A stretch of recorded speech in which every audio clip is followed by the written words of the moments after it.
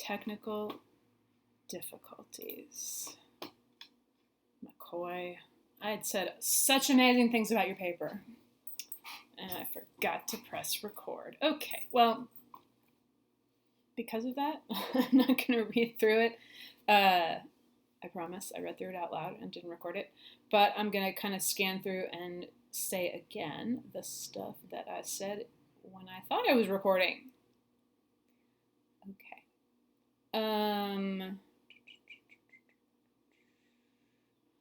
At the end of your first paragraph, we want to pretty much never end a paragraph with a quote. You've done a nice job of this many other places in here, reiterating what the quote meant, tying the quote back into your argument.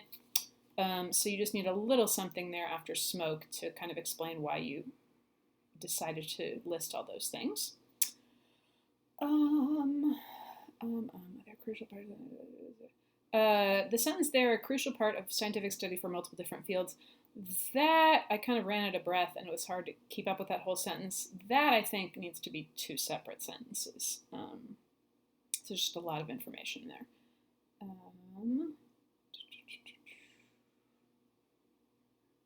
So my question throughout, I guess, was, I'm not sure if control is exactly the thing that you want to talk about. Maybe it's just more about power, like being the most powerful. I don't know. I was having difficulty with the idea that the person with the most satellites has the most control. I feel like they have the most power and the most opportunity, maybe, but your satellite doesn't control other people's satellites, So I think just kind of overall, that's a concept to think about. You have a nice control of language and lovely variety of sentence structures. Excuse me. When we get to an obvious example is the Cold War, that to me feels like the beginning of a new paragraph rather than starting the new paragraph with the Cold War officially ended. Because I kind of stumbled over that when I was reading.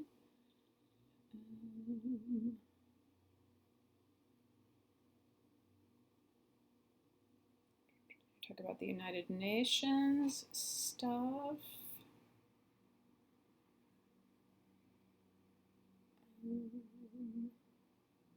Here I feel like maybe we're getting into some organizational stuff, some organizational issues. Because this paragraph, the declarations made by the United Nations, is about the declarations made by the United Nations, right? And then you go back to saying there's conflict between the United States, Russia, and China.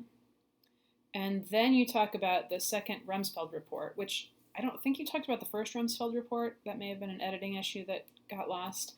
But the idea that the United States, this is your words, quote, the United States intentionally goes against the resolution they submitted to the United Nations. That, I think, should be at the beginning of talking about how the United States responds to the UN. Before you tell what was in the Rumsfeld report, tell us that the U.S. goes against the United Nations. I was confused by that until I got to that point, and then I was like, oh, gotcha. Long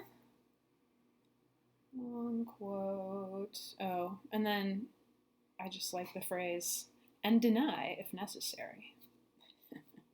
That's in your quote. I just love the way that sounds. Oh, I will deny if necessary. Okay, now we're at the bottom of page. You forgot your page numbers.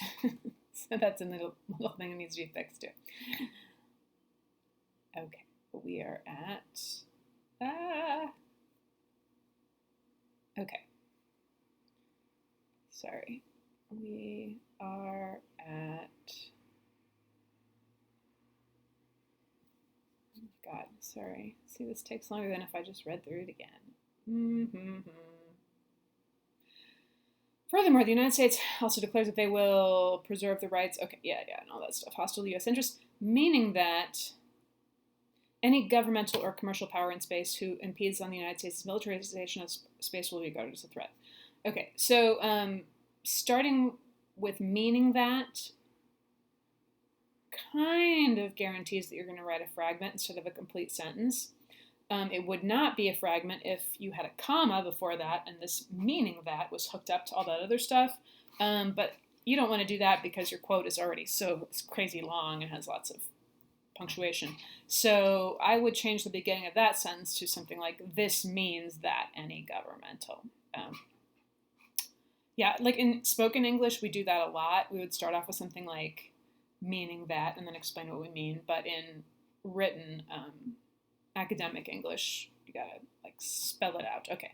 However, the United States is not the only of the three who has gone against their previous agreements with the United Nations. For example, Russian space policy was originally aimed at gaining military supremacy in outer space. Sputnik, launched in 1957, was a military space object. During the Cold War, Russia developed its fractional orbital bombardment systems.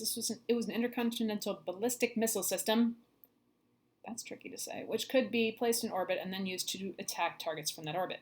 Russia has made repeated attempts to militarize space and ambitiously gain control in space with weaponized technology. However, they, along with the United States, have also made attempts to combat the extensive weaponization of space. We're starting with a quote. Oh, maybe this isn't a new paragraph. In the 1970s, Russia adopted a policy of international arms control in outer space and concluded the 1979 SALT II Treaty, which prohibited, quote, systems for placing into Earth orbit nuclear weapons or any kind of weapons of mass destruction, including fractional orbital missiles. Russia also entered into the anti-ballistic missile agreement with the United Nations, but significantly reduced the threat to countries. Well, let me go on a little bit. These attempts still haven't prevented the controversial launch of specific satellites into orbit or the need for control. I'm not sure why that quote is so long and why you need all that information.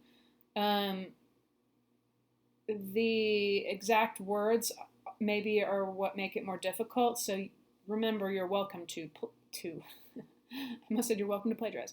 You're welcome to paraphrase all that and just say, in the SALT Treaty, this is what it said. I think that would be better there. These attempts, okay, sorry. And then another quote. The United States wanted freedom to blah, blah, Russia began to build it. Both countries now have a space-oriented branch of the military, Space Force and Russian Space Force. Which kind of also established its own Space Force. Oh, boy. Great. Okay. Sorry, just checking the time.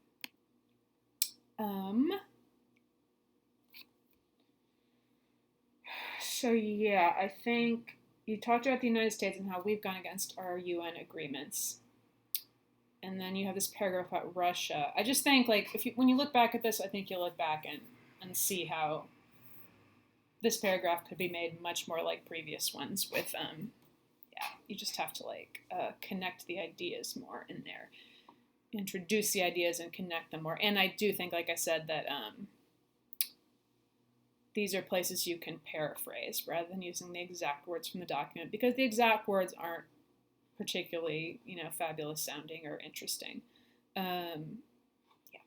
China's own efforts to militarize space seem to stem from the efforts of both the United States and Russia. China, quote, now considers outer space to be the new strategic high ground, and military control of outer space is vital. This military policy includes space-related terrestrial activities. All Chinese security-conscious space launch activities are subject to control by the Chinese military. Space reconnaissance, communication, meteorology, navigation, and electronic intelligence are subject to PLA control. The Chinese government controls every aspect of its space activity and is just as willing as the other two large governmental powers to use aerospace technology to develop weaponized satellites in order to gain control. Okay, that's a nice, clear paragraph. Again, I feel like a quote is awfully long. You probably don't need all of it, but the structure of it is beautiful again. So it's showing me you really know how to do this. You just got to go back and do it for the Russia paragraph. The controversy of weaponized space is most prevalent because of the unnecessary destruction that can occur. Hitting a predetermined target on the Earth's surface lying on the path defined by the weapon's orbit would be feasible only at certain hours or on certain days. Malfunction of an orbiting weapon could cause unintended large-scale damage to the enemy, to a third state, or even to the launching state itself. There are also issues of maintenance, command, control, and retrieval. Many mistakes can be made in the operations of weapons of mass destruction in space. The results can be harmful and deadly to a multitude of people. From this arises an intense ethical dilemma. Is it worth the control? And I've already talked about the issues I have with the word control, which I think is both legitimate to this paper and also tells something about me. But okay, these powerful three nations and the engineers under them will always have this controversy over their heads. Well, I mean, always. It's always better to kind of soft pedal stuff like this and say, for a long time to come. I mean, like, you know, in the years of Star Trek far in the future, they won't have to deal with it, right? Okay, however, the values they hold may always put this question aside. Oh. I don't know exactly what that means, but I like the hint of what it might mean. That, and I'd love for you to say something more there. Okay, looking at your works cited, they look almost perfect. You just need to alphabetize your sources. Wait, are you doing APA? Are you doing a different? You may be doing a different citation style, and I should have asked what you were doing. Yeah, the only other thing then is page numbers, please. And thank you for your paper. That was quite interesting.